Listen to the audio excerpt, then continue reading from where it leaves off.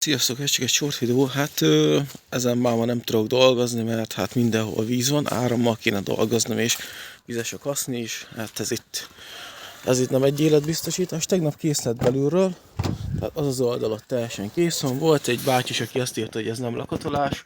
Hát én nem tudom, hát mindegy. Maradtam itt én, és akkor jönni át erre az oldalra. Ott, hogy egeret lehessen benne fogni. Hát jelen pillanatban rohadtul nem lehet benne egeret fogni. Meg hát a futóművet kéne visszatenni. Mert hát bal oldalon mindkét oldalon egy-egy bekötési pont ki van szakadva. Tehát ott van itt az első, ott lent.